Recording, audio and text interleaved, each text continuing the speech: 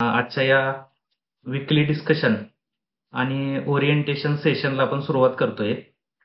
तर आता आपली ॲग्रिकल्चर एमपीएससीची मेन्स जवळ येते. जवळपास आयोगानं दिलेल्या तारखेनुसार 50 दिवस राहिलेले आहेत आपल्या परीक्षेला. आणि सिम्प्लिफाय आय एसच्या माध्यमातून आपण सुपर 30ची एक बॅच चालू केलेली आहे 45 दिवसाची. तर त्याच्यात आपण डेली आन्सर रायटिंग प्रॅक्टिस चालू केलेली आहे. तर या पहिल्या वीकच्या अनुषंगानं आपलं विकली डिस्कशन आणि उरलेल्या 45 दिवसाचं नियोजन कसं करायचं, तर या संदर्भात आपण आजचं हे सेशन ठेवलेलं आहे. तर आजच्या या सेशनला मार्गदर्शन करण्यासाठी श्री नवनाथ माने सर IFS म्हणून सध्या हिमाचल प्रदेशला जॉईन आहेत. तर सर आपल्याला आज मार्गदर्शन करणार आहेत. तर मी सरांना विनंती करतो की सरांनी त्यांच्या सेशनला सुरुवात करावी. सर. थँक्यू जाऊदे सर. शुभ संध्या आणि सर्वांना गुढीपाडव्याच्या मराठी न्यू वर्षाच्या खूप साऱ्या शुभेच्छा. तर आजचं आपलं सेशन जे आहे ते agriculture MPSC first time writing pattern descriptive pattern मध्ये झालेले या विषयावर आहे. आणि या संदर्भामध्ये काही मुद्दे जे आहेत ते डिस्कस करावे वाटले आणि आपला तो वीकली आपण देणार आहोत डिस्कस घेणार आहोत. तर आजच्या सेशनला आपण सुरुवात करूयात. सर्वप्रथम तुम्हा सर्वांना त्यासाठी शुभेच्छा देतो. आणि या एक्झामची तयारी कशी करावी किंवा एक्झामच्या तयारीमध्ये आपण कोणता अप्रोच ठेवावा. रायटिंगची अनेक लोकांच्या मनामध्ये भीती आहे किंवा फोबिया म्हणू शकतो आपण. ठीक आहे, तो फोबिया आहे. तो फोबिया कसा दूर करावा आणि रायटिंग करत असताना किंवा आता रीडिंग आणि रायटिंग याचं समतोल कसा साधावा या संदर्भामध्ये आपण डिस्कशन करणार आहोत. तर सुरुवातीला आपण ओव्हरऑल पॅटर्न जो आहे त्या संदर्भामध्ये डिस्कशन करूयात.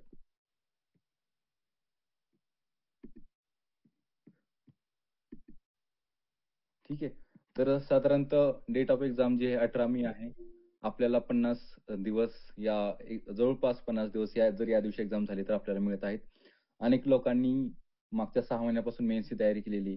काही लोकांनी अगोदरचा जो ऑब्जेक्टिव्ह पॅटर्न आहे यामध्ये ॲग्री एमपीएससीचं तयारी पण केली असेल. दुर्दैवाने म्हणा सिलेक्शन नसेल झाले किंवा आता ग्रुप बी मधून ग्रुप ए मध्ये जायचं असेल. तर या पॅटर्न मध्ये आपल्याला पाहायचं असेल तर आपल्याला काय काय गोष्टींची काळजी घेतली पाहिजे. ठीक आहे. जवळपास 50 दिवस लेफ्ट झालेले आहेत. तर आपले 2 पेपर्स आहेत. एक जनरल ॲग्रिकल्चर एक आहे आणि दुसरा जो आहे टेक्निकल पेपर आहे. तर पहिला जनरल ॲग्रिकल्चर मध्ये तुमचा जो सेक्शन ए आहे तो ओव्हरऑल बेसिक कन्सेप्ट जे आहेत त्या संदर्भामध्ये आहे. आणि सेक्शन आपण त्यानंतर इन डिटेल पेपरचं थोडंसं आपण पाहूयात. ठीक आहे. तर यामध्ये जो बेसिक ॲग्रिकल्चर त्यामध्ये एन्व्हायरमेंट पण आहे, इकॉलॉजी पण आहे, फूड प्रोडक्शन आहे, फूड पॉलिसी आहे, क्लायमेट चेंज, ग्लोबलायझेशन, त्यानंतर इकॉनॉमिक्स पण आहे, न्यू टेक्नॉलॉजी इन ॲग्रिकल्चर आहे. तर साधारणतः असं पाहता येईल की सरमिसळ आहे. बेसिक तुम्ही या युनिटमध्ये किंवा या सेक्शनमध्ये अनेक विषय तुम्ही अभ्यास करण्याची आवश्यकता पडेल. परंतु ज्यावेळेस आपण पेपर 2 पाहतो तर अनेक पेपर 2 चे टॉपिक्स यामध्ये आपल्याला पाहायला मिळतात. त्यामुळे सेक्शन ए ची आपल्याला स्पेशल अशी तयारी करण्याची आवश्यकता नाहीये.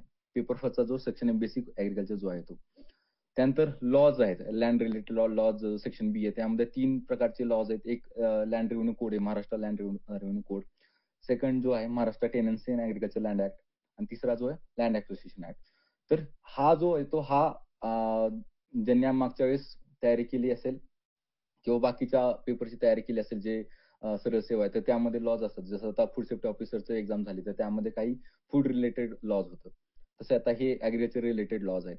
तर हे अनेक लोकांसाठी ते पहिल्यांदाच याचा अभ्यास करणार असतील. त्यानंतर सेक्शन सी जो आहे तो ॲग्रिकल्चर रिलेटेड ऍक्ट आहेत. जसं की आपला सीड ऍक्ट आहे, इन्सेक्टिसाइड ऍक्ट आहे, पेस्टिसाइड ऍक्ट आहे. त्यानंतर आपले फार्मर्स प्रोटेक्शन अँड तो PP farmers right act, protection of farmers right act आहे तो. त्यानंतर कॉन्ट्रॅक्ट फार्मिंग ऍक्ट आहे. रिसेंटली जे तयार झाले ते पण ऍक्ट आहेत आणि 1950 पासून जे ॲग्रिकल्चर रिलेटेड ऍक्ट आहेत ते पण यामध्ये इन्क्लूड केले सेक्शन सी मध्ये. त्यानंतर ॲग्रिकल्चर स्कीम्स त्यामध्ये 3 टाईप त्यांचे आहेत. Agriculture scheme, rural development schemes आणि अदर स्कीम्स आहेत. आणि सेक्शन ई जो आहे तो ऍग्रिकल्चर रिलेटेड नॉलेज मधलं करंट अफेअर्स या रिलेटेड त्यामध्ये टॉपिक त्यांनी टाकलेले आहेत, ते क्वेश्चन त्यामध्ये येऊ शकतात. तर हे 5 सेक्शन आहेत पेपर फर्स्टचे. तर साधारणतः तुम्हाला लक्षात येईल की एक बेसिक ऍग्रिकल्चर आहे, general awareness, current affairs agriculture आहे आणि लॉज आणि स्कीम्स आहेत. हे मोठं आपण यामध्ये पेपर फर्स्ट मध्ये पाहतोय. पेपर 2 मध्ये ज्यावेळेस आपण पाहतो तर आपल्याला लक्षात येतं की आपल्या ऍग्रिकल्चर युनिव्हर्सिटीमध्ये जेवढ्या काही डिग्रीज आहेत त्या सगळ्या डिग्रीचा सिलेबस यामध्ये टाकलाय. त्यामध्ये ऍग्रिकल्चर असेल, हॉर्टिकल्चर असेल, इंजिनिअरिंग असेल, फूड प्रोसेसिंग असेल, बिझनेस मॅनेजमेंट असेल, तर सगळ्या डिग्रीज आहे. पेपर 2 इतका त्यांनी म्हणजे वास्ट केलेला आहे की तो सिलेबस पाहूनच मनामध्ये भीती तयार होऊ शकते. परंतु आपण यामध्ये थोडंसं स्मार्टली आपण जर गेलं तर आपल्याला यामध्ये मिनिमम एफर्ट्समध्ये आपल्याला मॅक्झिमम मार्क कसे मिळवायचे ही स्ट्रॅटेजी इथं आपण आपल्याला अवलंबावी लागेल. तर सेक्शन ए मध्ये आपण पाहतो की agriculture, agronomy, botany, soil science आणि agri chemistry, animal husbandry, agro economics, agri extension, entomology, plant pathology हा सेक्शन ए. सेक्शन बी हा पूर्णपणे ऍग्रिकल्चर इंजिनिअरिंगचा जो आहे तो आहे. तो बीएससी ॲग्री ग्रॅज्युएट असतील यांच्यासाठी पूर्ण नवीन असेल. बीएससी हॉर्टी वाल्यांसाठी सुद्धा पूर्ण नवीन असेल. यामध्ये इरिगेशन, ड्रेनेज इंजिनिअरिंग हे सगळे सबसेक्शन्स किंवा सब टॉपिक्स यामध्ये आहेत. Farm, power, machinery, animal process engineering, ठीक आहे. तर हा टॉपिक थोडासा ऍग्रिकल्चर आणि हॉर्टिकल्चर जे बाकीच्या स्ट्रीमचे विद्यार्थी आहेत त्यांना अवघड जाऊ शकतो.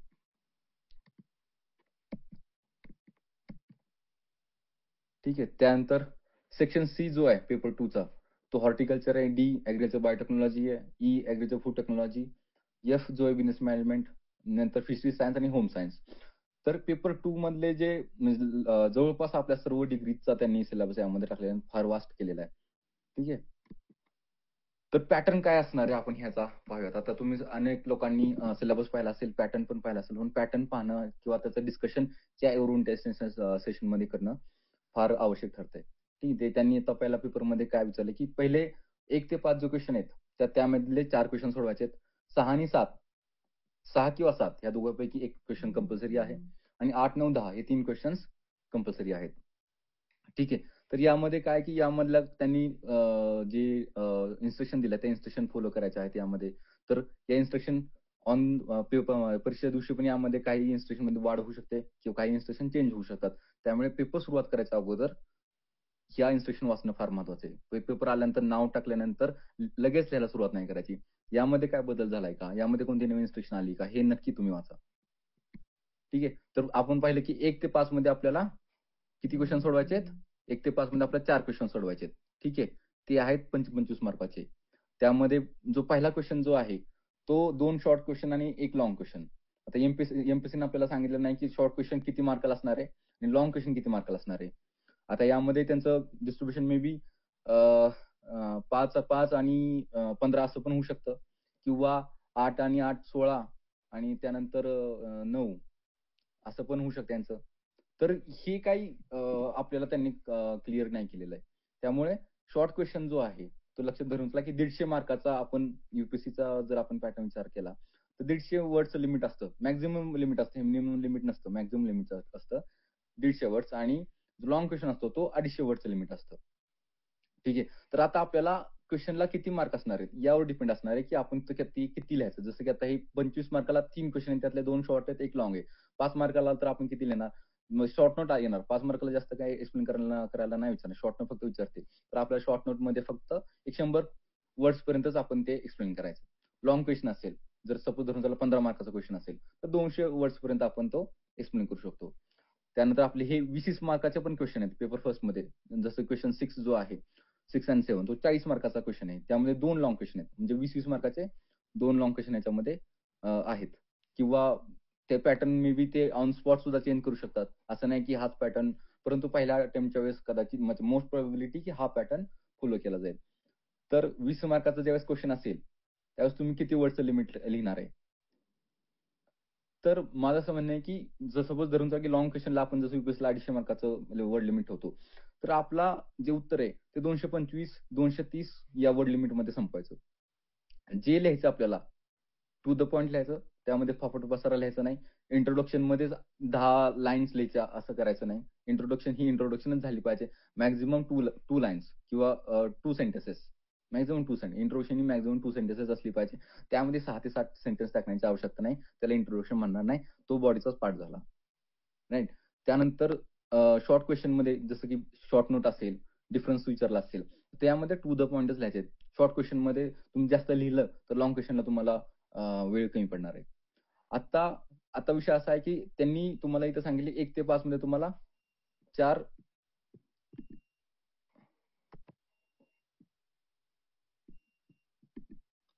1 ते 5 मध्ये तुम्हाला 4 क्वेशन लिहायचे आहेत. ठीक आहे. तर प्रत्येक क्वेशन हा 25-25 मार्काचा आहे. 6 आणि 7 मध्ये एक निवडायचा, तो 40 मार्काचा आहे. आणि 8, 9, 10 तर ते तुमचे 20-20 मार्काचे क्वेशन आहेत. 8 आणि 9, 8, 9, 10 लास्टचे 3 क्वेशन्स. ठीक आहे. तर टोटल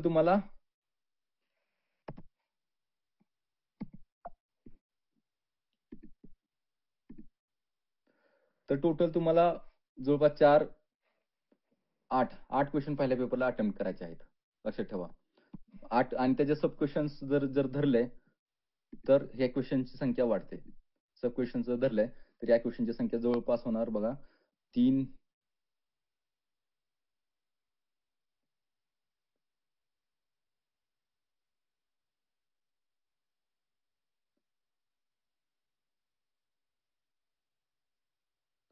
9, 15 जवळपास 15 क्वेशन तुमचे शॉर्ट आणि लाँग क्वेशन म्हणजे जवळपास 15 क्वेशन तुम्हाला अटेम्प्ट करावं लागणार आहे. पहिल्या पेपरचा हा पॅटर्न झाला. सेकंड पेपर आहे त्याचा पॅटर्न जो आहे, त्यामध्ये सेम एक इथं थोडंसं त्यांच्याकडून मिस्टेक झाली असं मला वाटतंय. 1 ते 6 क्वेशन आहेत. यामधले 3 क्वेशन अटेम्प्ट करायचे. 7 आणि 10 मधले 2 क्वेशन अटेम्प्ट करायचे. 11 ते 14 सर्व क्वेशन अटेम्प्ट करायचे आणि 15-16 मधला 1 क्वेशन अटेम्प्ट करायचा आहे. ठीक आहे. लक्षात ठेवा. 1 ते 6 मधले तुम्हाला 3, 7 आणि 10 मधले 2, 11-14 मधले सर्व आणि 15 आणि 16 मधला 1. हा तो पॅटर्न असणार आहे. तर या पॅटर्नमध्ये काय होतं, की 15-16 तो कंपल्सरी अटेम्प्ट करायचा आहे, ते 40 मार्काचे झालं. जो क्वेशन नंबर 14 जो आहे, 11 ते 14 हे कंपल्सरी आहे 11 ते 14. तर हे जवळपास 120 मार्काचे 11 ते 14 झाले. 15-16 मधला एक निवडायचा आहे. तो 20 झाले. म्हणजे 140 मार्काचे हे झाले 10 नंतरचे. 1 ते 6 मध्ये तुम्हाला 3 क्वेशन अटेम्प्ट करायचे. ठीक आहे. ते 60 मार्काचे झाले. इथे 120,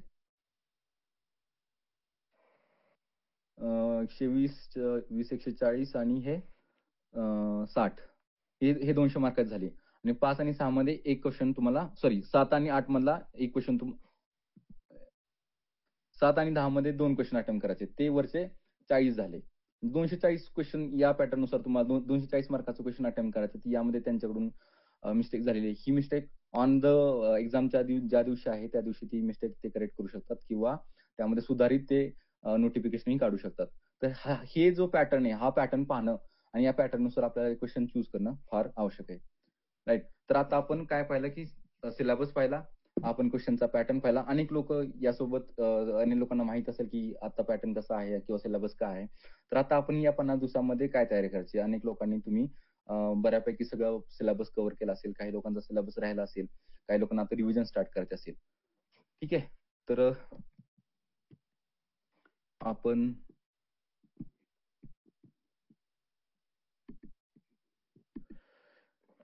3 कंपोनंट यामध्ये आपल्याला पाहायला लागतील. एक रीडिंग, रिव्हिजन आणि रायटिंग. फक्त रीडिंग करून यावेळेस जमणार आहे का? नाही. तर तुम्हाला त्यासोबत रिव्हिजन पण करावं लागेल आणि तुम्हाला डेली रायटिंग प्रॅक्टिस असेल किंवा तुम्ही टाईम लावून 2 तास तुम्हाला ते 200 मार्काचा जो पेपर आहे, तो टाईम लावून तुम्हाला पूर्ण एकदा किंवा मिनिमम एकदा तरी तुम्हाला तो लिहावा लागेल. त्याची प्रॅक्टिस तुम्हाला करायला लागेल. तुम्हाला लक्षात येईल, की तुम्ही कोणत्या सेक्शनला जास्त वेळ देताय किंवा शॉर्ट क्वेशनला जास्त वेळ देताय आणि त्यामुळे लाँग क्वेशनला वेळ कमी पडतोय किंवा लाँग क्वेशनमध्ये तुम्ही जास्त लिहिताय, शॉर्ट क्वेशनला वेळ राहत नाहीये. तर हा पॅटर्न तुम्हाला तिथे पाहावा लागेल. हा पॅटर्न म्हणजे ही टेस्ट तुम्हाला अगोदर द्यावी लागेल. ही प्रॅक्टिस तुम्हाला अगोदर करावी लागेल. जेणेकरून तुमच्या मुख्य परीक्षेमध्ये ज्या लिहिताना चुका होतील, त्या चुका तुम्ही टाळल्या जातील आणि तुम्हाला चांगले मार्क येतील. ठीक आहे. तर आता व्हॉट टू रीड. आता यामध्ये आपल्याकडे पेपर फर्स्टचा सिलेबस मधले लॉज जे आहेत ते नवीन आहे. जीके जे आहे करंट अफेअर्सचं आहे ते सुद्धा असेल. इंजिनिअरिंगचा पॅटर्न जो आहे तो अनेक लोकांसाठी नवीन असेल. तो कुठून वाचायचा किंवा तो किती वाचायचा? त्याला किती वेळ द्यायचा.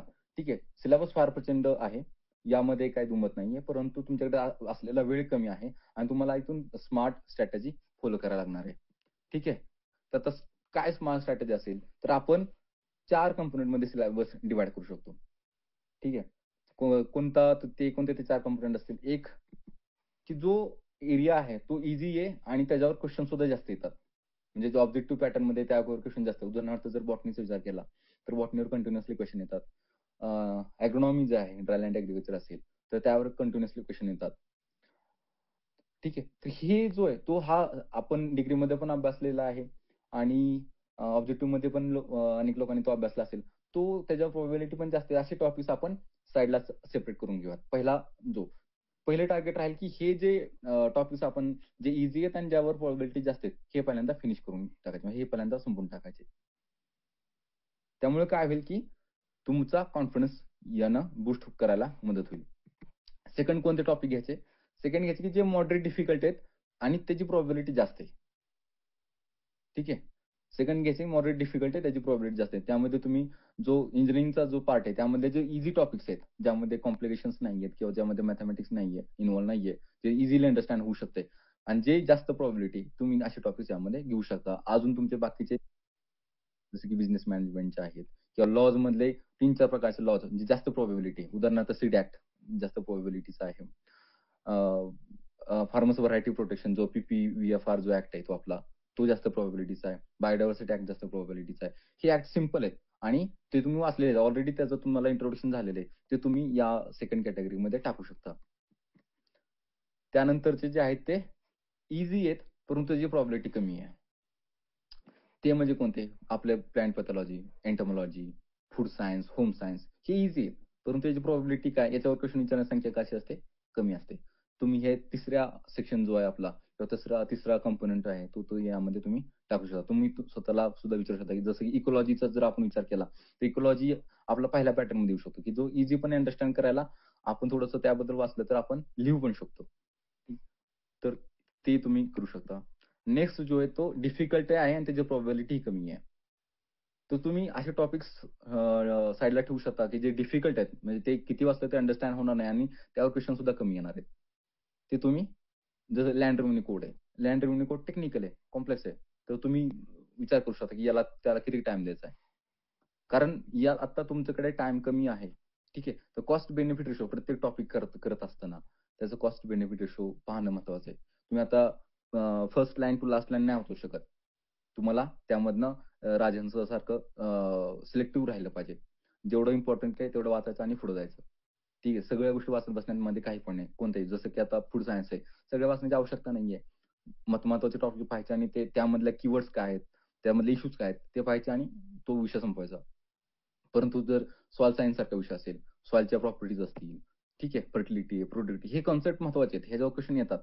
तर ते कन्सेप्ट तुम्हाला इन डिटेलमध्ये अभ्यासायला लागतील. त्याला तुम्ही निग्लेक्ट करून जमणार नाही. तर उत्तर आपण जी टेस्ट सिरीज सुरू केलेली आहे, त्यामध्ये अनेक लोकं उत्तरं लिहितात. ती खूप चांगली गोष्ट आहे. परंतु अनेक लोकांचं उत्तर काय करतात, की ते जे मॉडेल आन्सर आहे, ते पाहतात आणि त्याला कॉपी करण्याचा प्रयत्न करतात. तर माझा असं सर्वांना सल्ला राहील, की अनेकदा क्वेशन जे आहेत तुम्हाला, ते क्वेशन्स लिहीत असताना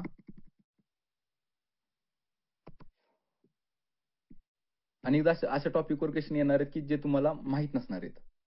किंवा असे टॉपिक्स असतील, की तुम्ही वाचलेत पण तुम्हाला आठवत नाहीये. मग त्यावेळेस तो क्वेशन तुम्ही कसा हँडल करणार? याविषयी आपण आता डिस्कस करूयात.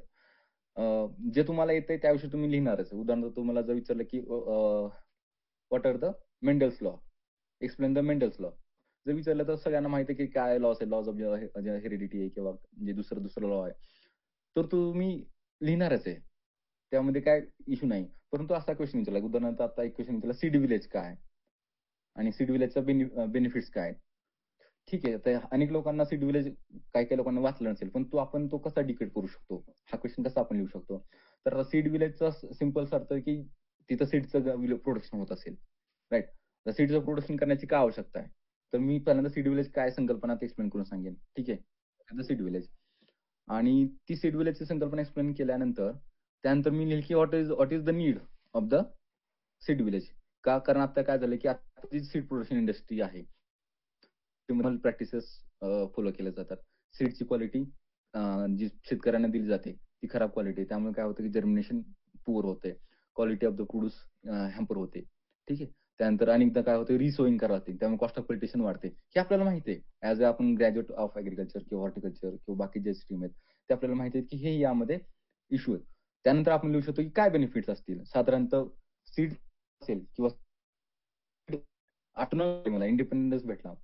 म्हणजे आपलं जे आता सीड टेक्नॉलॉजीमध्ये काय झालं, की जे नवीन सीड येतं ते नेक्स्ट इयरला आपण वापरू नाही शकत. हायब्रिड सीड आपण नेक्स्ट इयरला वापरू नाही शकत. त्यामुळे ते टर्मिनेटर जीनची टेक्नॉलॉजी वापरली जाते. जर आपण सीड विलेज संकल्पना यशस्वी राबवली, तर सीड हे शेतकऱ्याच्या शेतातच तयार होणार आहे. त्यामुळे काय होणार, की ती जी डिपेंडन्सी आहे कंपनी, सीड कंपनीवरची ती कमी होणार आहे. दुसरं काय, की स्वतः तयार केल्यामुळे त्याची क्वालिटी तो इन्शुअर करू शकतो. ठीक आहे. भलेही त्यामध्ये सर्टिफिकेशन नसेल, पण ती क्वालिटी इन्शुअर करू शकतो. चांगली क्वालिटी सीड भेटेल. त्याची कॉस्ट कमी होईल. तो स्वतः प्रोडक्शन करणं.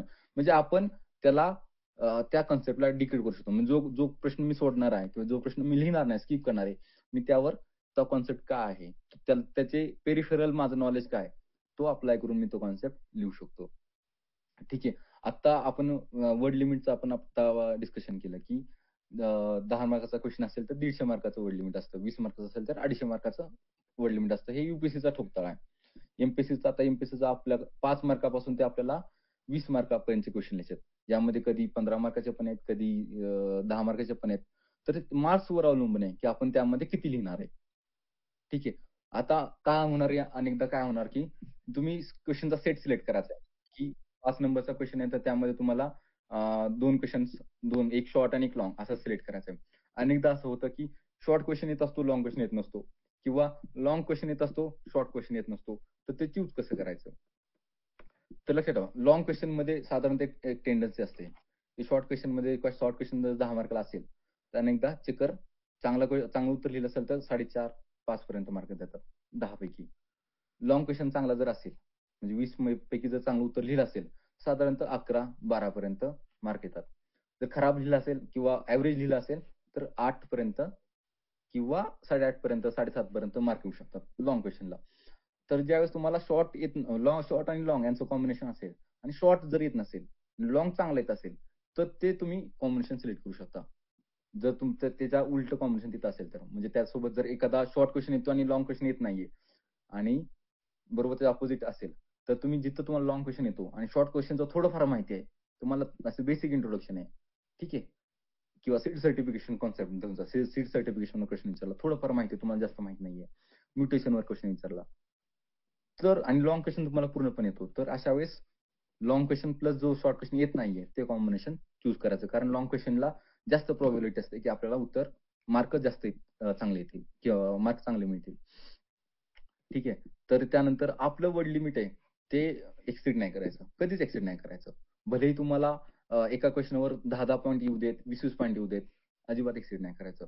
आणि तुम्ही सोबत धरून चला, की एखाद्या क्वेशनला तुम्हाला 7 मिनिटांमध्ये संपवायचं आहे. पण तुम्हाला खूप चांगलं येते. उदाहरणार्थ आपण जसं आता explain the DNA model, double helix model of the DNA असं विचारलं. सगळ्यांना येत असतं. सगळेजण भरपूर त्यामध्ये लिहितात. परंतु त्या क्वेशनचं लिमिट किती आहे? 10 मार्काचं आहे. तुम्ही खूप चांगले लिहिले, डायग्राम काढली, सगळं व्यवस्थित लिहिलं म्हणून तुम्हाला तिथं 15 भेटणार आहेत का? नाही. तिथे तुम्हाला 15 मार्क भेटणार नाही. त्यामुळं ज्या क्वेशनला म्हणजे ज्या क्वेशनचं आपण जे म्हणतो ना वर्ड लिमिट आहे आणि मार्क आहे, त्याचा तिथे रिस्पेक्ट केला पाहिजे.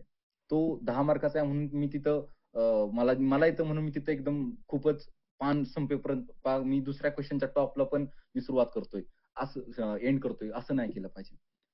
म्हणजे साधारणतः धरून चला, की 5 टॉपिक 5 पॉइंट 10 मार्काचा क्वेशन असेल, तर 5 पॉइंट आणि 5 ते 6 पॉइंट आणि 20 मार्कचा क्वेशन असेल, तर 10 ते 12 पॉइंट. एका क्वेशनमध्ये एवढे पॉइंट आपल्याला पाहिजेत. भले तुम्हाला एक जिथं 5 पॉइंट लिहायचं तिथं तुम्हाला 10 पॉइंट जरी येत असतील, तरी तुम्ही 5 पॉइंटवरच एंड करायचं ते.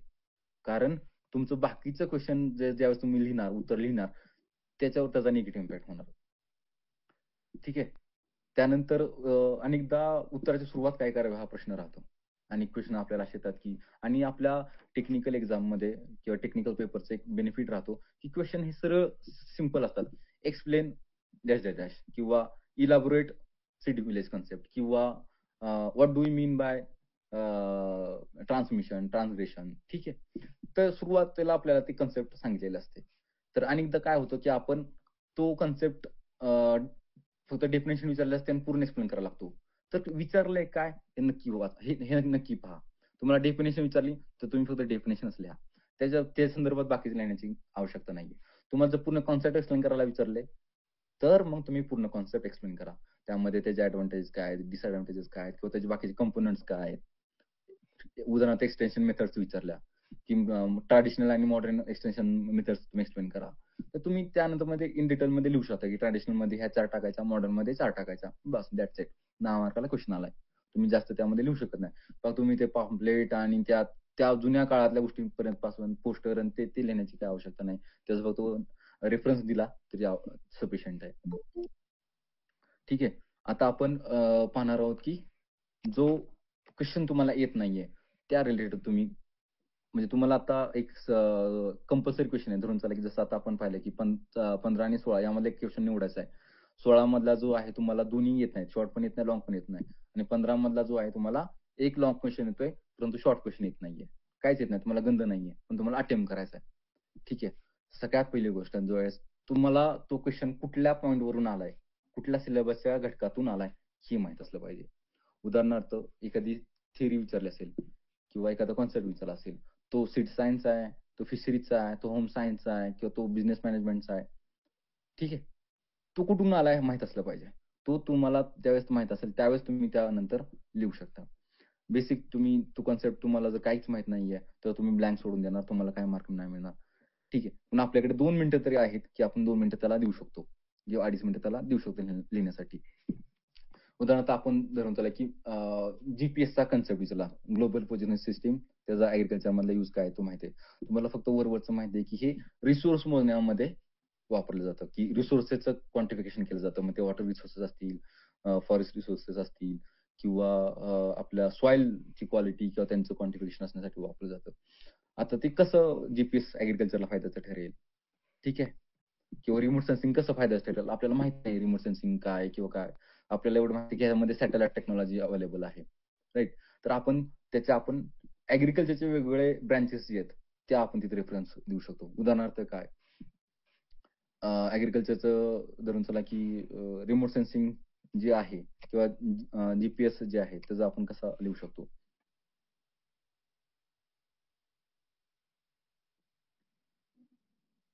रिमोट सेन्सिंगचं उदाहरण जर आपण घेतलं, ठीक आहे. तर त्यामध्ये काय केलं जातं, की इमेजेस आधारे इन्फॉर्मेशन कलेक्ट केली जाते. त्या इन्फॉर्मेशनचं अनालिसिस केलं जातं आणि ते डिसिजन मेकिंगमध्ये ठरलं जातं. म्हणजे काय आता डिसिजन मेकिंग कुठं होणार? नॅशनल लेव्हलला होणार, स्टेट लेव्हलला होणार, इंडिव्हिज्युअल फार्मर्स लेव्हलला होणार. तर फार्मरला माहिती आहे, की त्या जमिनीची गुणवत्ता काय आहे? त्या जमिनीमध्ये कोणत्या प्रकारचे न्यूट्रिएंट्स जास्त कोणत्या प्रकारची पेस्टचा अलर्ट आलाय, डिसीजचा अलर्ट आलाय. त्यानुसार तो फार्मर काय करू प्लॅनिंग करू शकतो. म्हणजे फार्म प्लॅनिंग इकॉनॉमिक्स मधला कन्सेप्ट तो आपण इथं लिहू शकतो. राइट. सेकंड आपण ॲग्रोनॉमीमध्ये आपण वाचलेलं असतं, की ड्रॉट्स येतात किंवा फ्लड येतात. मग तो कन्सेप्ट आपण तिथं लिहू शकतो, की ड्रॉट रिलेटेड मेजर्स घेण्यासाठी किंवा कंटिजेंट प्लॅनिंग कंटिजेंट जे फार्मिंग आहे, ते आपण त्यामध्ये लिहू शकतो. प्रिसिजन फार्मिंग आपण वाचतो. ती आपण लिहू शकतो, की ही टेक्नॉलॉजी प्रिसिजन फार्मिंगमध्ये वापरली जाते आणि त्यानुसार जे प्रोडक्टिव्हिटी इम्प्रूव्ह होते, कॉस्ट कमी होते. त्यानंतर सॉइल फर्टिलिटी आणि प्रोडक्टिव्हिटीमध्ये कसा वापर होणार. आपण जे न्यूट्रिएंट्स देणार आहोत, न्यूट्रिएंट्स आपण साइट स्पेसिफिक देणार. त्यामुळे काय होणार, की फर्टिलिटी त्याची इम्प्रूव्ह होणार. म्हणजे तुम्ही आपल्या सिलेबसलाच तो कन्सेप्ट कनेक्ट करू शकता आणि जिथे तुम्ही 0 मार्क मिळणार आहे तुम्हाला, तिथे ॲट लीस्ट तुम्हाला 1 ते 1.5 मार्क भेटेल. राइट. आता अनेकदा आपल्यासमोर असा प्रश्न राहतो, की कंटेंट भरपूर आहे. लिहायचे पण भरपूर, पण टाईम नाहीये. ठीक आहे. तर तुमच्यासमोर आता एक इमेज आहे. तर एक कॅन्डिडेटनं हे उत्तर लिहिलेले आहेत. तर क्वेशन होता, की क्वेशन आपण तो पाहणार पण आहे. वेदर पॅरामीटरचा प्रोडक्टिव्हिटीवर, क्रॉप प्रोडक्टिव्हिटीवर काय परिणाम होतो? तर सिंपल त्यांनी ते एक डायग्राम टाकली. त्यामध्ये एरो दाखवून सगळे पॅरामीटर्स दाखवलेले आहेत. सिंपल मला एक नजर पडता क्षणी आज जर मी चेकर असेन, तर मला नजर पडता क्षणी लक्षात येते, की हां, हे 6 पॅरामीटर लिहिलेले आहेत आणि करेक्ट आहेत. ओके, चला. कारण चेकर जे आहे, इव्हॅल्युएटर जो आहे, त्याच्याकडेही टाईम नाहीये. जसं आपण लिहिणार आहे, मतलब ॲस्पिरंट आपल्याकडे टाईम नाहीये, तसं त्या इव्हॅल्युएटरकडेही टाईम नाहीये. त्यामुळं त्याच्यासाठी त्याचं तुम्ही जितकी मेहनत कमी करणार, त्याचं जेवढं तुम्ही कष्ट कमी करणार, जेवढं तुम्ही सुटसुटीत लिहिणार, जेवढं तुम्ही त्याला इझिली म्हणजे डोळ्यात त्रास न होता किंवा वाचण्यासाठी त्रास न होता, त्याला लगेच लक्षात येईल. पॅटर्नमध्ये लिहिणार, तितके तुम्हाला जास्त चांगले मार्क येणार. मग ती तुम्ही डायग्राम त्यामध्ये लिहू शकता. तुम्ही फ्लो चार्ट त्यामध्ये टाकू शकता. राइट? जसं की आता आपण डीएनएचं डबल हेलिकल मॉडेल. मी जर चेकर असेल, तर मी सगळं लक्षात वाचणार नाही. मला कीवर्ड्स काय पाहिजेत? माझ्या डोक्यामध्ये असतं. मला काय कीवर्ड्स पाहिजेत? त्याचे काय-काय कंपोनंट आहेत? मला माहिती आहे. त्याची डायग्राम कशी आहे? मला माहिती आहे. मला ते कीवर्ड्स उत्तरामध्ये दिसले, की मी खुश होणार किंवा मला ते मी ॲग्री करणार आणि अ, मी माझ्या हातातून जास्त मार्क तिथे विद्यार्थ्याला मिळणार.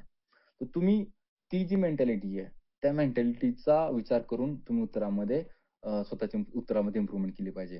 तुम्हाला तुम्हाला नॉलेज आहे, ठीक आहे. वेल एंड गुड आहे. नॉलेज असणं चांगली गोष्ट आहे. पण ते नॉलेज पेपरवर पण रिप्रेझेंट करता आलं पाहिजे. आणि फक्त रिप्रेझेंट करून उपयोगाचं नाही, तर त्या पुढच्या माणसाला सुद्धा ते इझिली अंडरस्टँड झालं पाहिजे. त्याचं काम हलकं झालं पाहिजे. ज्यावेळेस तुम्ही अशा पद्धतीने उत्तर लिहिसाल, त्यावेळेस 100% तुम्हाला इतर विद्यार्थ्यांपेक्षा चांगले मार्क येतील. म्हणजे हे जे असे फ्लो चार्ट्स आहेत, ते फ्लो चार्ट्स बनवणं किंवा आता हे सॉइल अमेंडमेंट आहे. तर त्यामध्ये काय त्याचे बेनिफिट्स आहेत? 1, 2, 3, 4, 5 इझिली मला लक्षात येतात. सॉइल स्ट्रक्चर इम्प्रूव्ह होते, वॉटर होल्डिंग कॅपॅसिटी इम्प्रूव्ह होते, एरेशन इम्प्रूव्ह होतं, न्यूट्रिएंट अवेलेबिलिटी होते, राइट? आता यामध्ये काय कमी वाटतंय? तर सॉइल स्ट्रक्चर इम्प्रूव्ह होतं. बट ते थोडंसं लिहिलं, की कशा पद्धतीने सॉइल अमेंडमेंट काम करतं, सॉइल स्ट्रक्चर इम्प्रूव्ह व्हायला ॲज अ बाइंडिंग फॅक्टर. ठीक आहे. वॉटर होल्डिंग कॅपॅसिटी कशी इम्प्रूव्ह होते? ठीक आहे. का जो एरिया आहे, तो इम्प्रूव्ह होतो. एरेशन कसं इम्प्रूव्ह होतं? फक्त जस्ट 1-2 अजून यामध्ये 3 वर्ड्स आहेत किंवा 4 वर्ड्स थोडंसं शॉर्टमध्ये एक्सप्लेन केलं, तर ते अजून जास्त इफेक्टिव्ह ठरेल. ठीक आहे. न्यूट्रिएंट अवेलेबिलिटी म्हणजे न्यूट्रिएंट अवेलेबिलिटी कशी वाढते? सी इम्प्रूव्ह होते. त्यामुळे न्यूट्रिएंट अवेलेबिलिटी ह्याची वाढते. ठीक आहे. तर ही आपण आपल्या उत्तरामध्ये याची आपण काळजी घेतली पाहिजे. राइट. त्यानंतर हे आपण या पद्धतीने आपण शॉर्टमध्ये विथिन शॉर्ट टाईम आपण जास्त गोष्टी एक्सप्लेन करू शकतो. फार्मर्स इन्कमवर काय परिणाम होतो? राइट. इन्कम स्टॅबिलिटी वाढते, मार्केट रिस्क कमी होते, क्रॉप डायव्हर्सिफिकेशन इम्प्रूव्ह होतंय. एम्पॉवरमेंट ऑफ द फार्मर्स आहे, इन्क्रीज क्रॉप प्रोडक्शन. तर हे जे पॅटर्न आहे, या पॅटर्नमध्ये आपण उत्तर लिहिली पाहिजे. जेणेकरून कमी टाईममध्ये, कमी वर्ड्समध्ये आपण जास्त रिप्रेझेंट करू शकतो आणि जो चेक करणारा आहे, त्यालाही ते इझिली चेक करायला जातं. रायटिंग प्रॅक्टिसमध्ये जर काही सजेशन्स किंवा टिप्स द्यायचे असतील, तर मी असं टिप्स देईन, की उत्तराचे साधारणतः 3 पार्ट असतात. जीएसचं उत्तर असतं, तसंच आपल्या ऑप्शनल पेपरचं उत्तर असतं. इंट्रोडक्शन, बॉडी आणि कन्क्लुजन. अनेक ठिकाणी कन्क्लुजन लागू होत नाहीये. परंतु आपल्याला अनेक ठिकाणी स्कोप असतो कन्क्लुजन लिहिण्याचा. तर आपण कन्क्लुजन काय लिहिणार? जसं आपण आता पाहिलं, की आपल्याला ॲग्रीकल्चर स्कीम्स आहेत अभ्यासाला पेपर फर्स्टमध्ये. तर करंटच्या ॲग्रीकल्चर ज्या स्कीम्स आहेत, त्या स्कीम्स अनेक टॉपिक रिलेटेड असतात. म्हणजे टेक्नॉलॉजी रिलेटेड कोणती स्कीम आहे, प्रोडक्ट रिलेटेड कोणती स्कीम आहे, कम्युनिकेशन जसं मेसेज देणं आहे, शेतकऱ्यांना नवीन मेसेज पोहोचवणे त्यासाठी कोणती स्कीम काढली, इन्शुरन्स रिलेटेड कोणती स्कीम आहे. ह्या स्कीम्स ज्या आहेत, त्या आपल्या त्या टॉपिकमध्ये आपल्याला कन्क्लुजनमध्ये लिहिलं पाहिजे, की या टॉपिकच्या with reference to the above topic government has also initiated the schemes PM AASHA scheme. ठीक आहे. ह्या स्कीम आपण लिहिलं पाहिजे किंवा आता म्हणजे सॉइल हेल्थ कार्ड स्कीम आहे, सॉइल फर्टिलिटी प्रोडक्टिव्हिटी. तर त्याचा रेफरन्स देताना ह्या स्कीमचं आपण नाव लिहिलं पाहिजे. नेक्स्ट आहे आपल्याला डेटा. आपण ॲग्रीकल्चर ग्रॅज्युएट सर्वजण ॲग्रीकल्चर ग्रॅज्युएट आहेत. तर आपल्याला काही डेटा आपल्याला माहीत असणं फार आवश्यक आहे. तर कोणता डेटा आहे? एक सगळ्यात बेसिक की ॲग्रीकल्चरचं जीडीपीमध्ये कंट्रिब्युशन किती आहे? सर्वांना माहिती आहे. साधारणतः 50, 52 50-53% च्या आसपास. लेबर पार्टिसिपेशनमध्ये ॲग्रीकल्चर किती कंट्रिब्युशन आहे? राइट? सॉरी जीडीपीमध्ये कमी आहे. जीडीपीमध्ये आपलं प्रेझेंट कमी आहे. 15% 16% आहे आणि जे लेबर फोर्स म्हणजे एम्प्लॉयमेंट जनरेशनमध्ये आपल्या ॲग्रीकल्चरचं रेशो जो प्रपोर्शन जो आहे ते जास्त आहे. त्यानंतर आपण कोणते लिहू शकतो? प्रॉडक्टिव्हिटी रिलेटेड लिहू शकतो, की फूड प्रोडक्शनमध्ये कोणतं स्टेट अग्रेसर आहे? व्हेजिटेबल्समध्ये कोणतं अग्रेसर आहे? त्यानंतर फार्मरचं आपलं क्लासिफिकेशन आहे. स्मॉल फार्मर्स, ठीक आहे, मिडल इन्कम फार्मर्स, हाय इन्कम फार्मर्स आणि त्यांचं होल्डिंग, की ज्यांचं इन्कम कमी आहे, त्यांची पर्सेंटेज जास्त आहे. 90% फार्मर जे आहेत त्यांची होल्डिंग स्मॉल होल्डिंग फार्मर्स आहेत. राइट. मग आपण तो तिथं ग्राफ काढू शकतो किंवा तो ट्रायंगल काढू शकतो आणि तो तिथे दाखवू शकतो. ज्यावेळेस आपण इकॉनॉमिक्सचा क्वेशन आपण लिहू शकतो त्यावेळेस. त्यानंतर आपल्याला बॉटनीचं आपण ज्यावेळेस उत्तर लिहितो, त्यावेळेस आपल्याला वेगळ्या ज्या मेथड्स आहेत त्या मेथड्सद्वारे कोणकोणत्या क्रॉपच्या काय व्हरायटी डेव्हलप झाल्या, राईट? की आपल्याला माहिती आहे की ग्रीन रिव्होल्यूशनमध्ये कोणत्या व्हरायटी होत्या. तर ग्रीन रिव्होल्यूशन रिलेटेड जो कन्सेप्ट असेल, तर तो लिहित असताना तुम्ही एक्झाम्पल तर पॅडी व्हरायटी जी आहे ती किंवा व्हीटची व्हरायटी लर्मरोजो जो आहे ती उत्तर आपण तो रेफरन्स आपण लिहिला पाहिजे. व्हरायटींची नावं लिहिली पाहिजेत.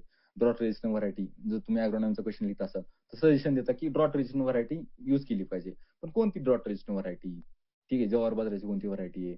ड्रॉट रेझिस्टन्स क्रॉप्स कोणते आहेत? ते आपल्याला माहीत असणं आवश्यक आहे.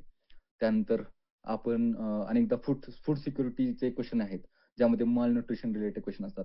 जिथं डायट डायव्हर्सिफिकेशनचा इश्यू येतो, आपण सोल्युशन देत असतो किंवा फोर्टिफिकेशनचा इश्यू आपण देतो. तर जेनेटिक फोर्टिफिकेशन, बायो फोर्टिफिकेशन जे आहे, तर त्यामध्ये त्या व्हरायटी डेव्हलप केलेल्या असतात. त्या व्हरायटींचे नाव आपल्याला माहीत असणं आवश्यक आहे, की राईसची कोणती व्हरायटी आहे, ज्यामध्ये व्हिटॅमिन ए वाढवलेलं आहे किंवा आयर्न वाढवलेलं आहे, अशी कोणती व्हरायटी आहे. तो आपण तिथे रेफरन्स देणं आवश्यक. म्हणजे हा जो डेटा आहे, तुम्ही जो अभ्यास करणार आहात, तर कधी कोणतीतरी नोटबुक करून किंवा तुमच्या मोबाईलमध्येच एका ठिकाणी हा डेटा तुम्ही साइडला लिहिणं आणि तो कायम रिवाईज करणं. मग तो तुमच्या टिप ऑफ द टंग असला पाहिजे. कारण तुम्हाला तो कंटिन्युअसली वापरायचा आहे. पेपर फर्स्टमध्ये पण वापरायचा आहे, पेपर 2 मध्ये सुद्धा वापरायचा आहे. जसं आता इकॉलॉजी जो पेपर फर्स्टमध्ये आहे आपल्याला इकॉलॉजी त्यामध्ये क्लायमेट चेंज आहे, ग्लोबल वॉर्मिंग आहे, त्यानंतर आणि कॉन्फरन्सेस पण आहेत. तर या रिलेटेड आपल्याला माहिती पाहिजे, की सध्या लेटेस्ट काय चालू आहे. सस्टेनेबल डेव्हलपमेंटल गोल्स आहेत, त्याचं काय स्टेटस आहे, ते किती गोल्स आहेत, ते आपल्याला माहीत असलं पाहिजे, राइट? त्यानंतर क्लायमेट चेंज रिलेटेड कोणते गॅसेस त्यामध्ये इन्व्हॉल्व आहेत ग्लोबल वॉर्मिंगमध्ये ते आपल्याला ते टू द पॉइंट आपल्याला माहीत असणं आवश्यक आहे. तिथं फॅक्ट्सला मार्क्स आहेत तिथे लक्षात ठेवा. राइट. त्यानंतर आपण डायग्रामचं सांगितलं, की तुम्ही ट्रायंगल काढू शकता, सर्कल काढू शकता, स्क्वेअर काढू शकता आणि तुम्ही तो रिप्रेझेंट करू शकता. तुमची जी माहिती आहे तुम्ही रिप्रेझेंट करू शकता. हां, अनेकदा आपल्याला डेफिनिशन्स लिहायचे असतात, राइट? तर डेफिनिशन्समध्ये ना काही कीवर्ड्स असतात. जसं crop rotation, recurrent succession of crop rotation. ठीक आहे. तर हे जे रिकरंट सक्सेशन ऑफ क्रॉप्स जे आहे, हे 3 कीवर्ड्स आहेत ना, तुमच्या डेफिनिशनमध्ये आलेच पाहिजेत. ते जर तुमच्या डेफिनिशनमध्ये येत नसतील, तर मग तुमची डेफिनिशन वीक होते आणि तुम्हाला म्हणजे तुमचं इम्प्रेशन तिथं खराब होतं. राइट. नेक्स्ट आपल्याला सायंटिस्टची नावं माहीत असणं आवश्यक आहे. जसं की म्युटेशनचा शोध कुणी लावला आणि कोणत्या स्पेसिसमध्ये लागला. धरून चला की 10 उत्तरं लिहिलेत आणि माझ्यासमोर एक उत्तर आलं की ज्यामध्ये लिहिलंय की म्युटेशनचा शोध या सायंटिस्टनं या स्पेसिसमध्ये लावला किंवा सेल्फ इनकॉम्पॅटिबिलिटी कुठे सापडली या सायंटिस्टनं क्रॉप स्पेसिस असेल किंवा ड्रोसोफिला स्पेसिस असेल. आता जे मला आठवत नाही कशामध्ये ते मी एक्झाम्पल देतोय तुम्हाला. तुम्ही तिथं सायंटिस्टचं नाव लिहिलं पाहिजे आणि त्याचा रेफरन्स ते लिहिलं पाहिजे. तर मेंडलनं ते लॉ जे दिले ते गार्डन पी ही स्पेसिसमध्ये त्यांनी लॉज दिले. ते 7 त्याचे जे कॅरेक्टर्स होते त्याचा अभ्यास करून त्यांनी ते 2 लॉज दिले. तर ते मेंडल आणि गार्डन पीस ही रेफरन्स जो आहे तो तिथं आला पाहिजे. राइट. सेकंड इंट्रोडक्शन आपले झाले. इंट्रोडक्शनमध्ये आपण मोस्ट ऑफ द टाईम डेफिनिशन्स लिहितो. जे की ठीक आहे, नॉर्मल आहे. डिझायरेबल आहे. सेकंड असते आपल्याला बॉडी. बॉडीमध्ये आपल्याला टेक्निकलमध्ये अजिबात कॉम्प्लेक्स क्वेश्चन येत नाहीत. ते डायरेक्ट विचारतात, की ह्याचा रोल काय? बेनिफिट्स काय? डिसएडव्हांटेजेस विचारत नाहीत, पण बेनिफिट्स काय विचारतात? एक्सप्लेन करायला विचारतात. त्यानंतर कन्क्लुजन विचारतात. कन्क्लुजन आपण लिहितो. तर अनेक विद्यार्थी काय करतात, की कन्क्लुजन सोडतात. तर कन्क्लुजन सोडू नका. उत्तर क्लोज करा. क्लोजर द्या त्या उत्तराला. जेणेकरून तुमचं उत्तर परिपूर्ण वाटेल. तर कन्क्लुजन सुद्धा जसं इंट्रोडक्शन म्हटलं, की तुमच्या 2 सेंटेन्सेसचं इंट्रोडक्शन पाहिजे. त्यामध्ये 5 सेंटेन्स किंवा त्यापेक्षा जास्त अजिबात घालू नका. फक्त 2 सेंटेन्सेस इंट्रोडक्शन पाहिजे. आणि कन्क्लुजन सुद्धा तुमची फक्त 2 ते 3 सेंटेन्समध्ये कन्क्लुजन झालं पाहिजे. कन्क्लुजन अनेकदा ऑप्टिमिस्टिक राहतं. जसं फूड सिक्युरिटी. आता आपला टॉपिक आहे. तुम्ही आता अभ्यास करताय. तुम्ही फूड सिक्युरिटीचा अभ्यास करताय किंवा तुम्ही आता सॉइलचा अभ्यास करताय. तर तुम्ही लक्षात येतं की तुम्हाला यामध्ये काय कन्क्लुजन दिलं पाहिजे. तर तुम्ही तो रिव्हर्स इंजिनिअरिंग जसं म्हणतो आपण, की प्रत्येक टॉपिकवर इंट्रोडक्शन काय असेल आणि कन्क्लुजन काय असेल, तुम्ही विचार करून ठेवा, की हा टॉपिक विचारला तर मी ही इंट्रोडक्शन लिहिणार आणि माझी कन्क्लुजन ही असणार आहे. ऐन वेळी पेपरमध्ये तुम्हाला विचार करायला वेळ मिळणार नाहीये आणि तुमचं जेवढं तुम्ही रेडीमेड असेल, जेवढं तुमचं टिप ऑफ द टंग असेल, तेवढं जास्त इफेक्टिव्हली तुम्ही पेपर लिहू शकता. राइट. आता आपण पॅटर्न पाहिला, क्वेश्चनचा पॅटर्न पाहिला, सिलेबस पाहिला. आता सिलेबसचं स्मार्ट स्ट्रॅटेजी काय आहे? ठीक आहे. तर तुमच्याकडे 50 दिवस आहेत. 50 दिवसामध्ये तुम्हाला रायटिंग पण करायची, रिव्हिजनही करायची आणि वाचायचंही आहे. जसं आता आपण म्हटलं, की हाय प्रोबॅबिलिटीचे जे टॉपिक्स आहेत, ते पहिल्यांदा करून घ्या. त्यामध्ये ईझी आणि मॉडरेट असे 2 कंपोनंट आपण मॉडरेट, डिफिकल्ट आणि 2 कंपोनंट आपण केलेत. ते पहिल्यांदा तुम्ही संपवून टाका.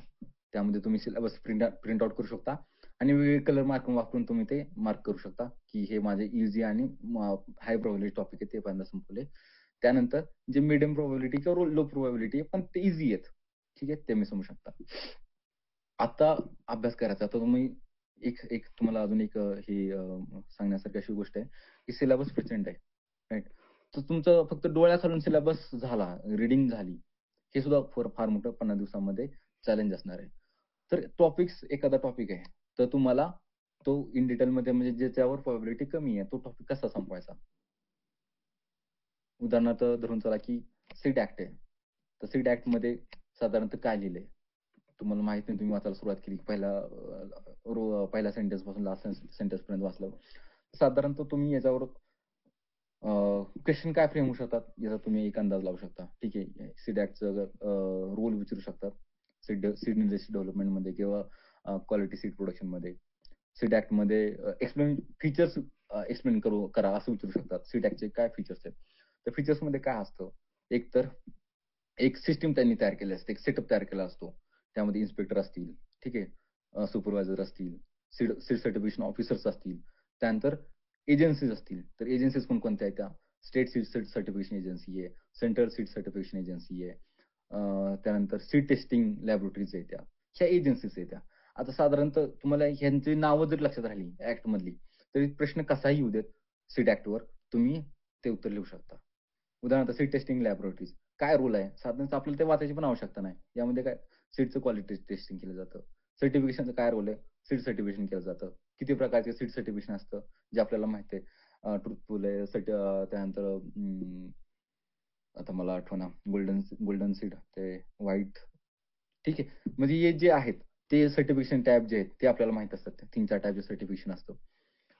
तर आपण हे जे कीवर्ड्स आहेत, म्हणजे प्रत्येक टॉपिकचे तुम्हाला एक 15 कीवर्ड्स माहीत असणं आवश्यक आहे. कोणताही टॉपिक असू द्या तुमच्या सिलेबसमधला. ज्यामध्ये तुमचं होम सायन्स आहे. होम सायन्सचा काय आहे रोल? त्यामधले कीवर्ड्स कोणते आहेत?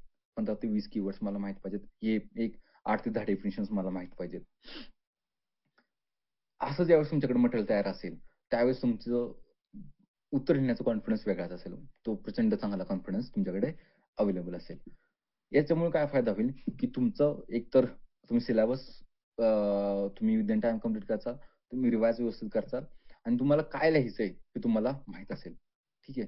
एखादा टॉपिक तुमच्याकडनं राहिला किंवा तुम्ही नाही वाचला, तुम्हाला तुझ्याकडे कीवर्ड्स आहेत, तुम्ही त्या कीवर्ड्सच्या आधारे उत्तर लिहू शकता.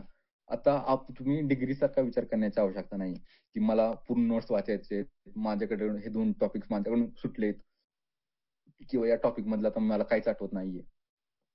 असा विचार करण्याची आवश्यकता नाहीये. कारण तुम्हाला इथं काय आहेत, की ऑप्शन्स अवेलेबल आहेत. तुम्हाला जसं आपण 1 ते 5 मध्ये 4 क्वेशन्स लिहायचे आहेत. 15 आणि 16 मधला एकच क्वेशन लिहायचा आहे. तर तुमच्याकडे ऑप्शन्स अवेलेबल आहेत. असं नाही की तुम्हाला सगळंच लिहायचं आहे. हॉर्टिकल्चर ज्यावेळेस अभ्यास करसाल, तर हॉर्टिकल्चरचा तुम्ही मेन की कन्सेप्ट काय आहेत? प्रोपगेशन एक मेन की कन्सेप्ट आहे हॉर्टिकल्चरचा.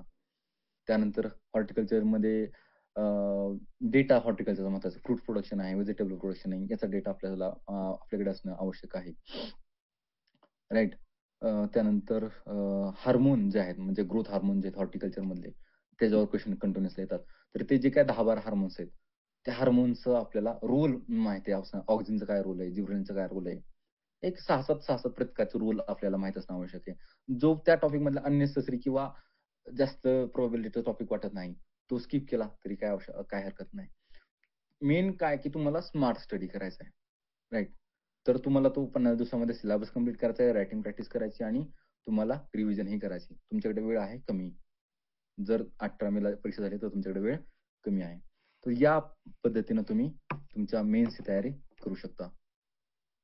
तर आपण आता पाहणार आहोत की जे आता मागच्या आठवड्यामध्ये क्वेशन्स विचारले, त्या क्वेशनचं आपण डिस्कशन घेणार आहोत.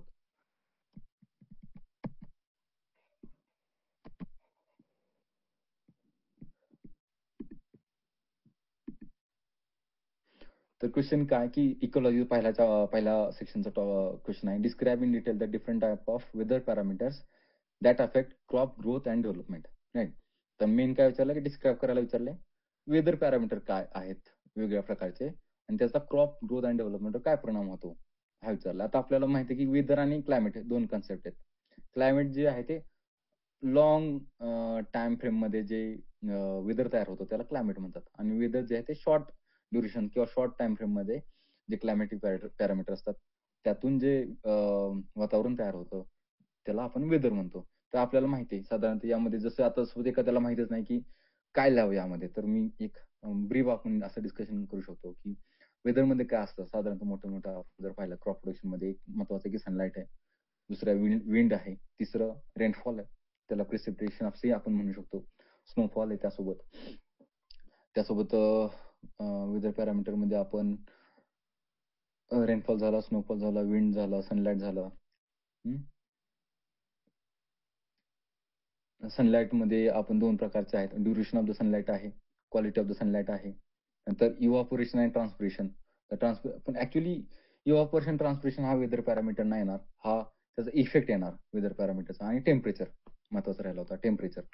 ठीक आहे. हे 5 ते 6 वेदर पॅरामीटर आहेत. या वेदर पॅरामीटरवर काय आता आपण एवढा वाचत असतो, आपल्याला त्याचा इफेक्ट लिहायचा असतो. तर सनलाईटचा आपल्याला माहिती आहे काय रोल आहे, फोटोसिंथेसिस मध्ये रोल आहे. ठीक आहे. सनलाईट मध्ये आपल्याला माहिती आहे फोटोपिरिडिझम हा एक कन्सेप्ट माहिती आहे की ड्युरेशन ऑफ द सनलाईट जे आहे ते फ्लॉवरिंग वर इम्पॅक्ट करतं. तर आपण तो कन्सेप्ट इथे लिहू शकतो ज्यावेळेस आपण सनलाईटचा लिहितो त्यावेळेस. त्यानंतर क्वालिटी ऑफ द सनलाईट. अनेकदा रेनी सीझन मध्ये काय होतं की क्वालिटी सनलाईटची कमी राहते आणि काही स्पेसिसला ज्यावेळेस चांगली क्वालिटी आवश्यक आहे त्यावेळेस मग त्यांच्या फ्रुट्सवर किंवा फ्लॉवर्सवर इम्पॅक्ट होतो.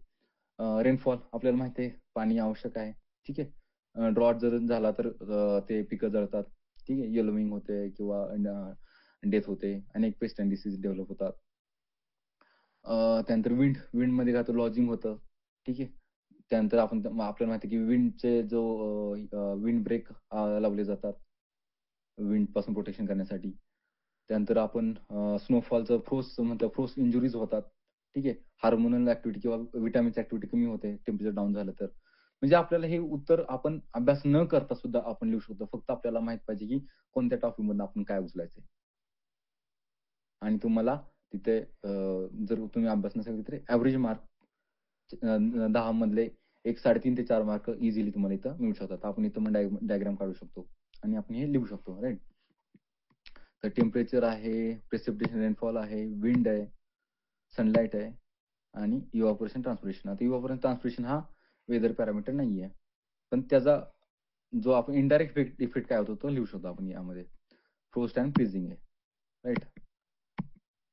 त्यानंतर discuss the role of fertiliser and amendment in improving the soil fertility.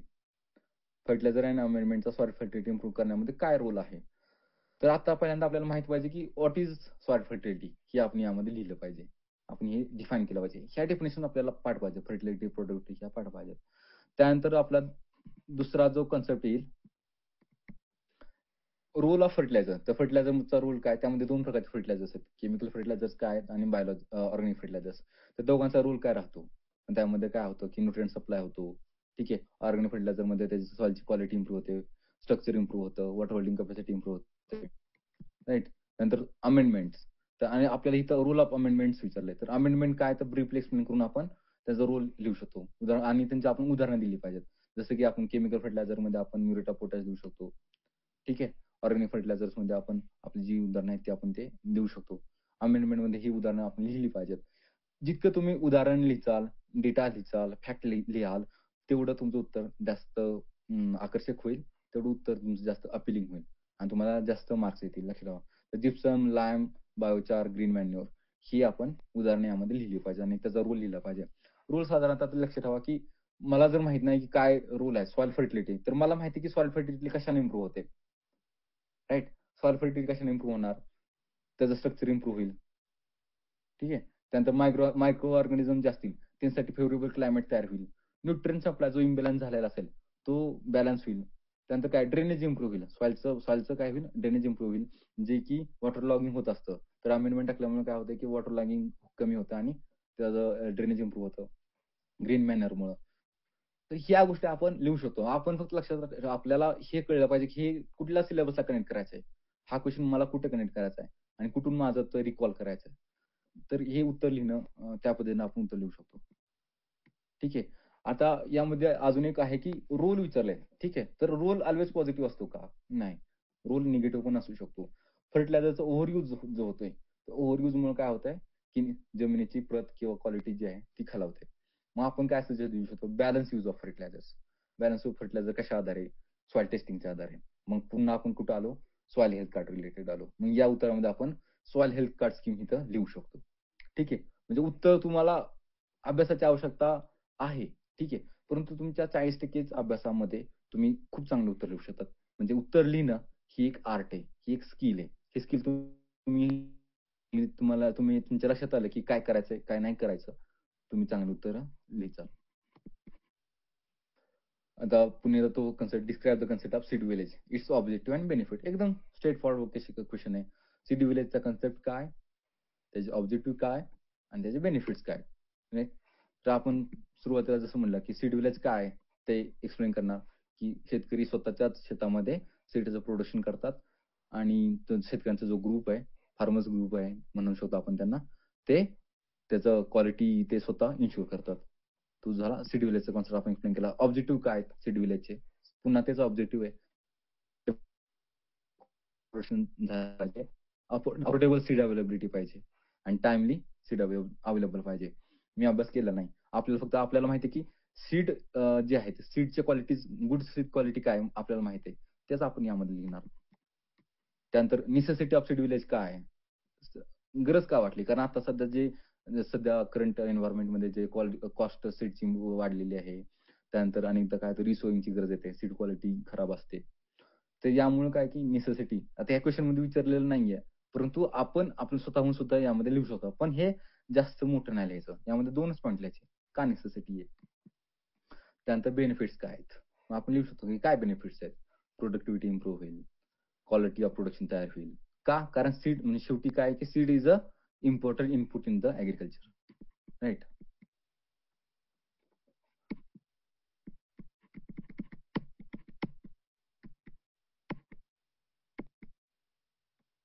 आता नेक्स्ट क्वेश्चन आहे, what are the key features of national food policies? Write down its role in Indian economy. Right? National food policy आपल्याला माहित पाहिजे की national food policy काय आहे? ते आपण पहिल्यांदा इंट्रोडक्शन मध्ये लिहिलं पाहिजे. नॅशनल फूड पॉलिसी काय? तर 3 गोष्टीवर साधारणतः नॅशनल फूड पॉलिसी काम करते. कोणत्या 3 गोष्टी आहेत त्या? एक फूड प्रोडक्शन आहे, डिस्ट्रिब्युशन आहे आणि कन्झम्पशन आहे. फूडच्या रिलेटेड ज्या गोष्टी इन्व्हॉल्व होतात त्या फूड पॉलिसीमध्ये आहेत. प्रोडक्शन, कन्झम्पशन आणि डिस्ट्रिब्युशन. हे 3 एरियाज आहेत ज्याच्यावर नॅशनल फूड पॉलिसी काम करते. आता की फीचर्स काय आहेत? पहिला फीचर काय प्रोडक्शनचा. ॲग्रीकल्चर सपोर्ट, प्रोडक्शन सपोर्ट ते त्यामधून दिला जातो. त्यामध्ये काय आहे की एम-एस-पी दिली जाते. राइट? सेकंड जे आहे सबसिडी दिली जाते फूड प्रोडक्शनसाठी. ज्यातनं काय दिलं जातं की शेतकऱ्यांनी कोणती पिकं घ्यावी हा एक सिग्नल गव्हर्नमेंट देत असतं. उदाहरणार्थ राईसवर जर एम-एस-पी वाढवली, तर शेतकऱ्यांनी आता राईसचं प्रोडक्शन करावं किंवा जसं आता लेगुम्ससाठी पीएम आशा स्कीम काढली, तर ते लेगुमचं प्रोडक्शन करावं. या पॉलिसीमधनं सिग्नल दिला जातो. उदाहरणार्थ आता फ्रूट प्रोडक्शनसाठी गव्हर्नमेंटच्या फार चांगल्या पॉलिसीज आहेत. म्हणजे क्रॉप डायव्हर्शनसाठी ते प्रमोशन केलं जातं. आता याचं इंडियन इकॉनॉमीमध्ये काय रोल आहे? सिंपलचा रोल आहे यामध्ये, की जर प्रोडक्शन, कन्झम्पशन आणि डिस्ट्रिब्युशन हे जर इफेक्टिव्ह असेल, तर काय होईल? शेतकऱ्यांना इन्कम टाईमली भेटेल, योग्य मोबदला भेटेल आणि कन्झ्युमर जे आहे त्यांना चीपर किंवा अफोर्डेबल रेटमध्ये जे व्हेजिटेबल्स असतील, फ्रुट्स असतील किंवा जे काही ॲग्रीकल्चर फ्रुट्स आहे ते त्यांना कन्झ्युमर्सना किंवा जी फूड बेस्ड इंडस्ट्रीज आहेत त्यांना तो रॉ मटेरियल इझिली अवेलेबल होईल. सेकंड काय होईल? स्टॅबिलिटी तयार होईल. आपल्याला जी इम्पोर्ट डिपेंडन्सी आहे, म्हणजे जसं की आपलं व्हेजिटेबल ऑइल आहे. त्याच्यासाठी जी इम्पोर्ट डिपेंडन्सी आहे, ती आपली इम्पोर्ट डिपेंडन्सी कमी होईल. त्यामुळे काय होईल आपलं जे आपलं डॉलर्स आहेत, डॉलरमध्ये आपल्याला पे करावं लागतंय. फॉरेन करन्सी जी आहे, ती आपली सेव्ह होईल. नेक्स्ट काय होईल की ॲग्रीकल्चर सेक्टर मधला जो स्ट्रेस आहे, तो स्ट्रेस कमी होईल. त्यामुळे काय होईल की शेतकऱ्यांच्या आत्महत्या कमी होतील आणि क्वालिटी एम्प्लॉयमेंट जनरेशन होईल. त्यामुळे काय होईल की मायग्रेशन जे होणार आहे, गावाकडून शहरात ते टाळलं जाईल. राइट? ह्या गोष्टी आपण यामध्ये लिहू शकतो. म्हणजे आपल्याला उत्तर सगळ्यांनीच अभ्यास केलेला असतो. फक्त विषय असतो की आपण ह्या कनेक्ट कसं करणार? या गोष्टींना आपण आपल्या सिलेबस सोबत कसं कनेक्ट करणार हे आपण लिहू शकतो. की काय गोल आहेत नॅशनल फूड पॉलिसीचे, त्यानंतर फीचर्स काय फूड पॉलिसीचे ब्रीफली लिहायचे आपल्याला. रोल इन द इकॉनॉमी काय तो आपण एक्सप्लेन करायचा.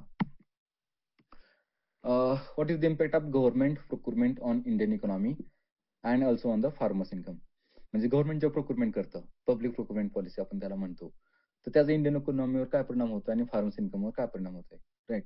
तर आता अनेक लोकांनी हा क्वेश्चन वाचला नसेल किंवा या संदर्भामध्ये वाचलं नसेल, तर आपण स्वतःचं जर जे जनरल अवेअरनेस जर आपण लावलं तर कसं आपण लिहू शकतो.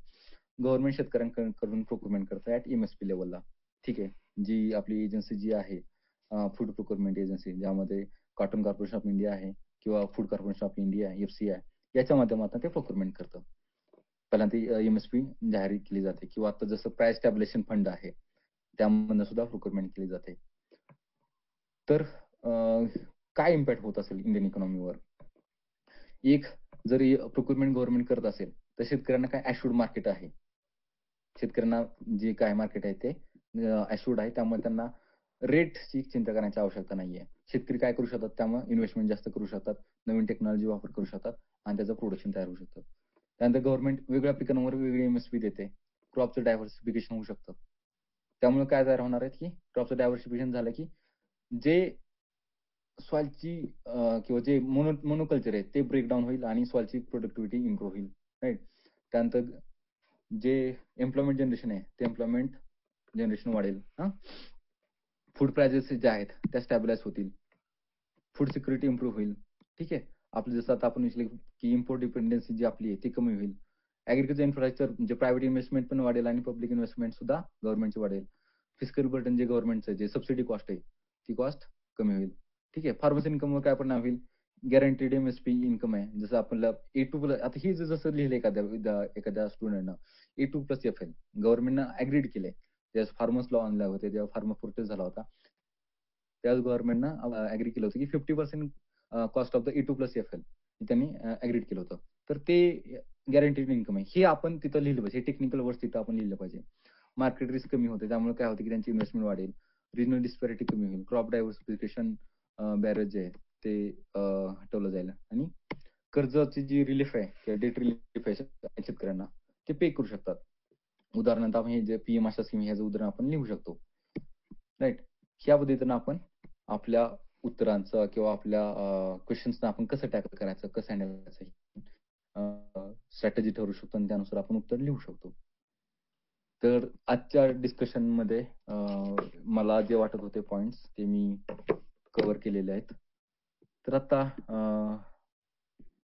विद्यार्थ्यांना ज्या काही शंका असतील किंवा ज्या काही इश्यू असतील ते आपण डिस्कस करूयात.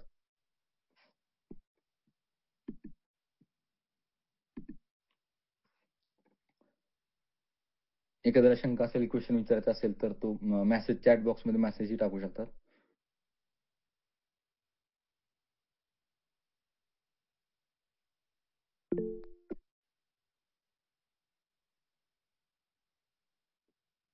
प्राजक्त माने, हा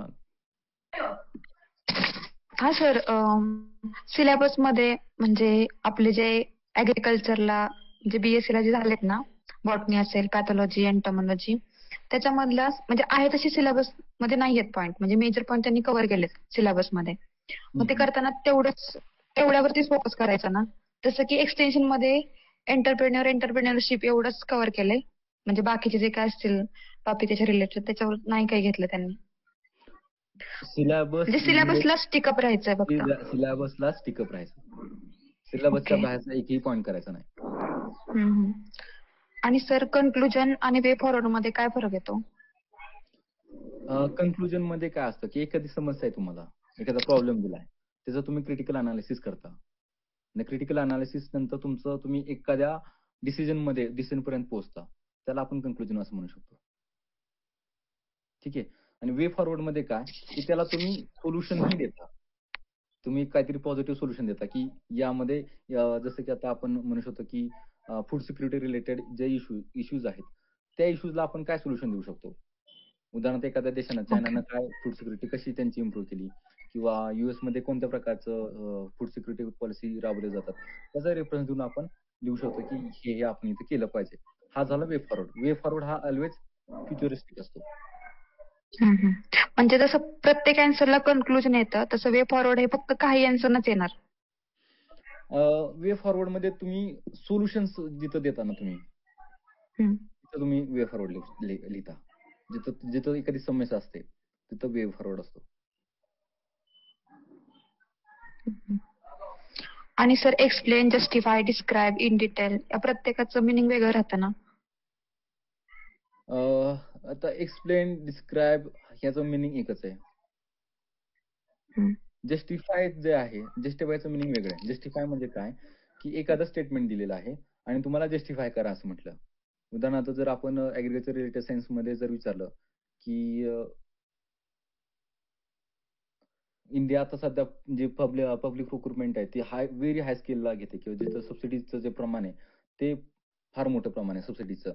तर justify India's policy with respect to the subsidise agriculture procurement.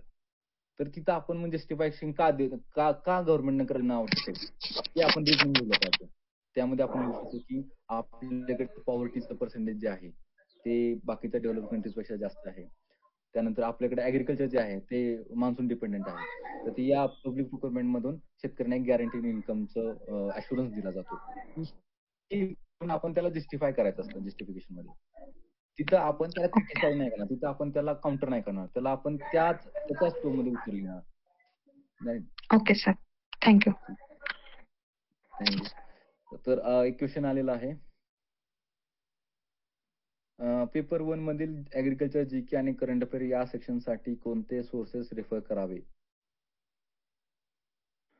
तर साधारणतः जीके आणि करंट अफेअर्स मला असं वाटतं की जे सध्याच्या गव्हर्नमेंटच्या पॉलिसीज ज्या आहेत त्यावर जास्त क्वेश्चन येतील. उदाहरणार्थ कॉन्ट्रॅक्ट फार्मिंग रिलेटेड कोणतं लॉ आणला किंवा यामध्ये एखादी नवीन टेक्नॉलॉजी आलेली आहे, जेनेटिक इंजिनिअरिंग रिलेटेड आहे, जे ऍग्रिकल्चर मध्ये लागू केली जाऊ शकते किंवा टेक्नॉलॉजी रिलेटेड जसं आता चॅट जीपीटी आहे त्याचा ऍग्रिकल्चर मध्ये रोल काय असू शकतो, या संदर्भातले क्वेश्चन येतील. आणि स्पेसिफिक सोर्स असा कोणताही नाहीये जीके आणि करंट अफेअर साठी. न्यूजपेपर किंवा इंटरनेट हाच सोर्स आहे जीके आणि करंट अफेअर साठी. क्वेश्चन कसे प्रेडिक्ट करावे त्या पॉइंट्स रिलेटेड. ओके, म्हणजे जीके आणि करंट अफेअर रिलेटेड कसे क्वेश्चन प्रेडिक्ट करायचे, राईट? हाच क्वेश्चन आहे. मी क्वेश्चन बरोबर अंडरस्टँड करतोय? तर हा टॉपिक पूर्ण वाचतोय जीके आणि करंट अफेअर्सला, तर त्याला काही लिमिटेशन्स यामध्ये नाहीयेत. तर माझं असं याच्या उलट माझं असं सजेशन राहील की हे क्वेश्चन आल्यानंतर तुम्हाला जर माहित नसेल तर तुम्ही ते कसं त्याला डील करणार याचा तुम्ही थोडासा अभ्यास करावा, यावर तुम्ही डिस्कशन करावं, राईट? कारण कारण अनेकदा आपण देव नाहीये किंवा आपण कोणता असं शक्ती नाही की आपण प्रत्येक क्वेश्चन प्रेडिक्ट करू शकतो. पण जे मोठे जे इश्यूज सध्या जे चालू आहेत, जसं की एन्व्हायरमेंट मध्ये एखादा इश्यू चालू असेल तो करंट अफेअरला येऊ शकतो किंवा ऍग्रिकल्चरच्या पॉलिसीज रिलेटेड एखादा क्वेश्चन असेल, जसं की आता फार्मर्स लॉज रिलेटेड क्वेश्चन होता, क्वेश्चन येऊ शकत होता किंवा कॉन्ट्रॅक्ट फार्मिंग रिलेटेड असेल, तर तो आपण प्रेडिक्ट करू शकतो. बाकी छोटे छोटे टॉपिक्स आहेत ते आपण प्रेडिक्ट नाही करू शकत. जे आपल्याला माहित नाही त्याला कसं आपण डील करायचं याविषयीच आपण तयारी करू शकतो. सर नेक्स्ट क्वेश्चन आहे, सर कन्क्लुजन हे ऑलवेज पॉझिटिव्हच लिहायचं का, बोथ पॉझिटिव्ह आणि निगेटिव्ह, किंवा सजेशन द्यायचे आहे? आता यामध्ये असं सजेशन राहील माझ्याकडून की बॅलन्स कन्क्लुजन द्या. तुम्ही त्या कोणत्याच एका बाजूला राहू नका, बॅलन्स कन्क्लुजन द्या. डिप्लोमॅटिक वे पद्धतीने कन्क्लुजन द्या, ज्यामध्ये तुम्ही निगेटिव्ह पण बोलताय आणि थोडंसं तुम्ही पॉझिटिव्ह ही बोलताय. पॉझिटिव्ह लिहिलं तर ते तुमचं वे फॉरवर्ड मध्ये धरलं जाईल. म्हणजे असं काही नाही की तुम्ही वे फॉरवर्डच लिहिला पाहिजे, पण उत्तराला शेवट असावा. तुम्ही जे उत्तर सुरू केलंय त्याला एक शेवट असावा, त्याला एक क्लोजर असावा, म्हणून आपण कन्क्लुजन देत असतो. त्यामुळे कन्क्लुजन हे नेहमी बॅलन्स असावं, हा माझं सजेशन राहील. ओके.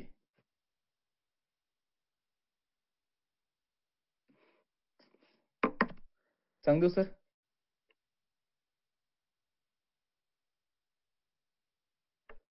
अजून कोणाचे या आपण आतापर्यंत जे डिस्कशन केलं यामध्ये काही डाऊट्स आहेत का? की ही गोष्टीमध्ये काय करायला पाहिजे.